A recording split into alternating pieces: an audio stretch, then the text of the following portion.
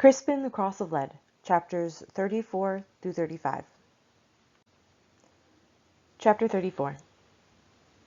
Bear put a hand on my shoulder. "Crispin," he said softly, "try to show less worry. The worst disguise is fear." "Well, what if they stop me?" "I don't think they will, but if they do, always remember what I told you. Run away. Head into the crowd. Your size will hide you."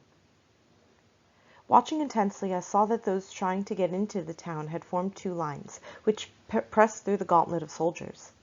As we slowly made our way forward, I could feel myself becoming increasingly timorous. "Here's a better way," Bear said into my ear.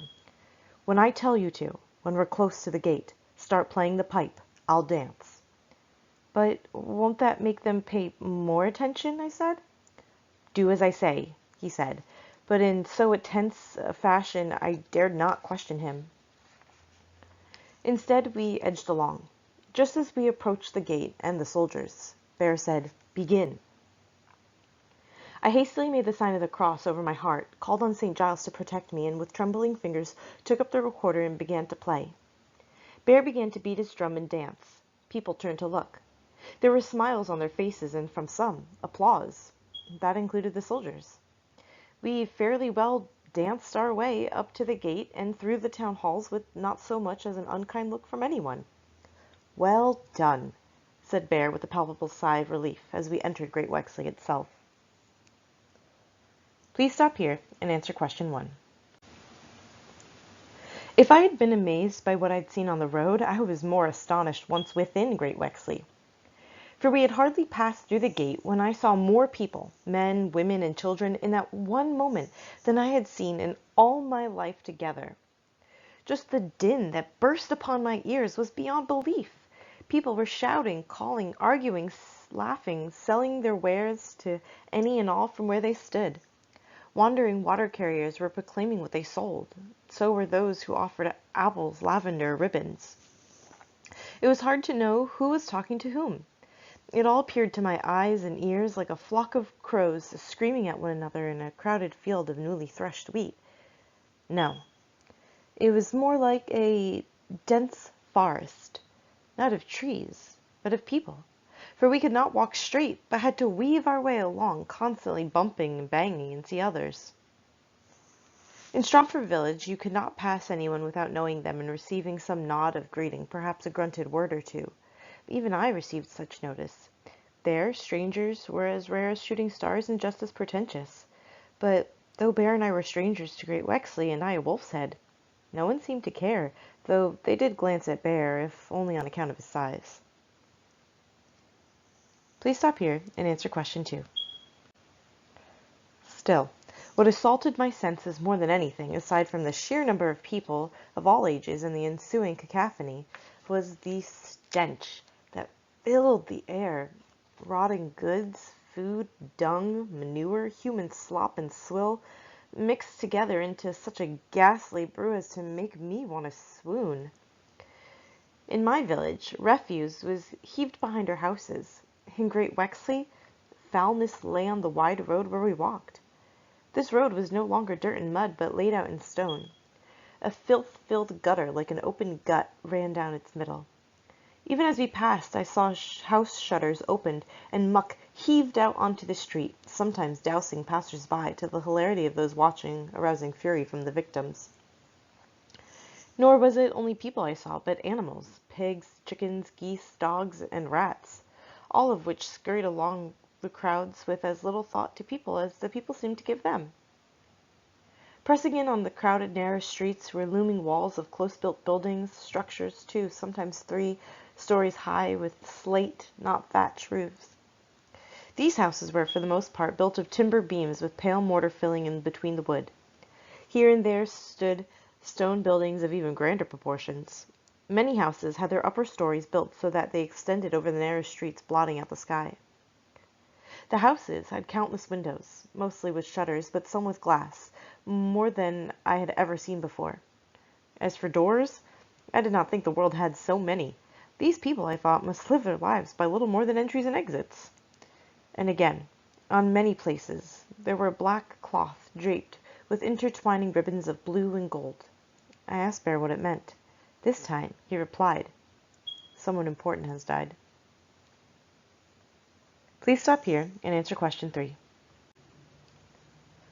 From numerous buildings hung great wooden images of things. A pig here, a helmet there, a fish, a jacket, a hoop, even a sheath of wheat. These, as I was to discover, were emblems to inform passers-by of the nature of the business or goods made or sold therein. Tradesmen simply lowered their shutters onto the street, making a kind of shelf from which they marketed their goods. As for sleeping and eating, people did that in the second and third floor cellars.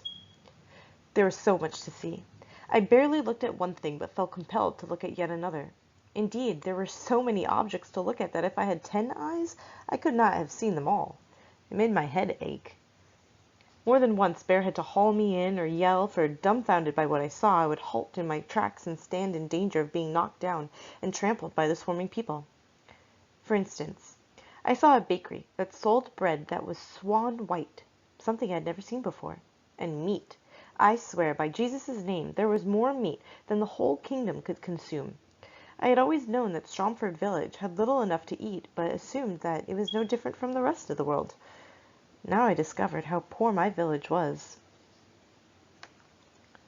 Please stop here and answer question 4.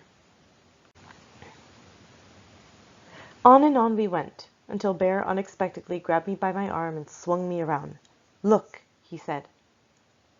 We were in front of a building, from which a straw-stuffed man painted in all green dangled from a pole. "What's that mean?" I asked. "It's the Green Man Tavern, where my affairs will be conducted." Bear boldly pushed through the doorway. Though I followed on his heels, I was more than a little hesitant, knowing his business, as he had said himself, was dangerous. Please stop here and answer question 5. Chapter 35. We entered into a large room in which a few small tallow candles had been stuck into crannies in the wall.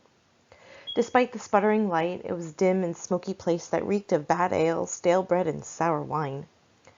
Trestle tables and benches, more than I had ever seen in one place, stood beneath a low-beamed ceiling. The floor was made of thick wood slabs strewn with dirty rushes.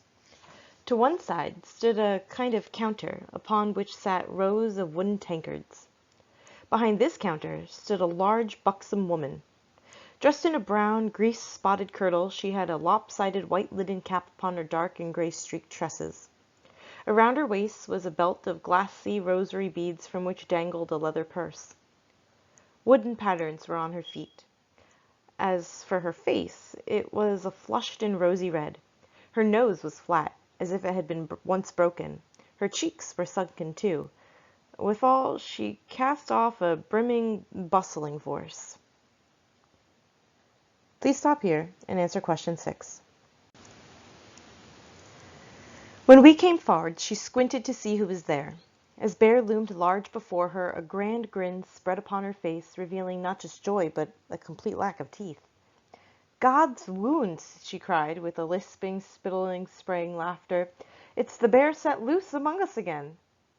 "And on my honor," Bear said, his voice booming, his arms spread wide, "it's the widow Daventry." The two embraced in the middle of the room. "Welcome back to Great Wexley," the woman said, pushing Bear away even as she looked him up and down. "I was wondering if you'd come, but you've been true." "Fair lady," Bear laughed, making a mock bow, "I always keep my word." "But once again, sir, I fear you've not come to court me," she said. "Alas, it's my other business," he said. Then, to my astonishment, the woman smote him hard in the chest with a tight fist, a blow which only made him laugh even more. Not content with that assault, she pulled his beard and tweaked his cheek. "And what escapades have befallen you since you were here last?" she asked, laughing with such delight I could not keep from grinning too. "Many an adventure, you can be sure," he said. "And there stands one of them." Bear pointed at me. Please stop here and answer question 7. The woman turned and considered me with squinty eyes. "Is he yours, or did you find him in some swamp?"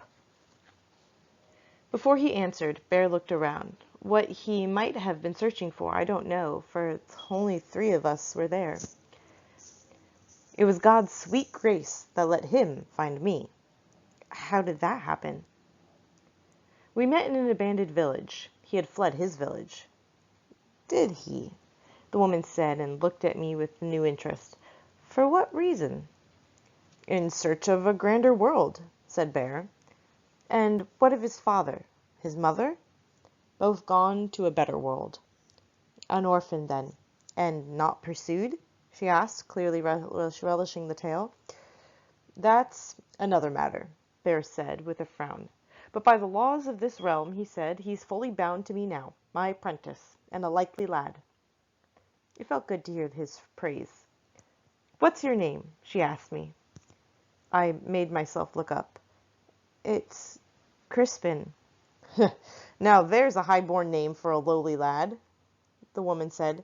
But, Crispin, pay no heed to my bantering. Bear's friends are mine. Welcome to the Green Man's Inn.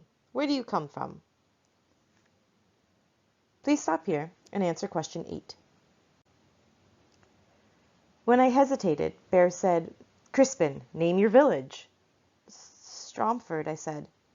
Never heard of it, the woman said with a shrug. One of Lord Furnivall's holdings, Bear said. Lord Furnivall, the woman said, turning from me back to Bear. Have you not heard the news? That Lord Furnivall died? He said. Aye, 2 weeks ago, the woman said. Please stop here and answer question 9. As Bear made the sign of the cross over his heart, I said, How did you know? Not sure which surprised me more, that he had known or that he hadn't told me. The black cloth draped around town, he replied, and the extra soldiers at the gates.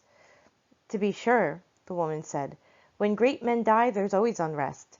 He died in his bed, she added, from the wounds he earned at the French wars. I suppose it will only encourage your enterprise, she said with some unease. Widow, he said, it's not my enterprise. As I watched and listened to the two of them, it was clear she had more knowledge of Bear and his business than I. It gave me a jealous pang. Who will succeed the lord? Bear said. He has no legal heirs, the woman said, though it's been rumored there are some illegitimate ones. And all his property? It now belongs to his widow, the Lady Furnivall, unless some bastard son with an army at his back makes a claim, or until she marries, if she marries. But they say that's unlikely. She's not the type to relinquish her new powers. She never traveled with Lord Furnivall, but preferred to stay in her court. You know what women say, she added with a grin. If the first marriage is a gift from God, the second comes straight from hell. That said, there was an awkward moment of silence. Bear was tense. I did not know exactly what had occurred, but it made me recall something Father Quinnell had once told me at confession. A moment of silence in the midst of talk means death's angel is close at hand. Whew, I shuddered. Please stop here and answer question 10.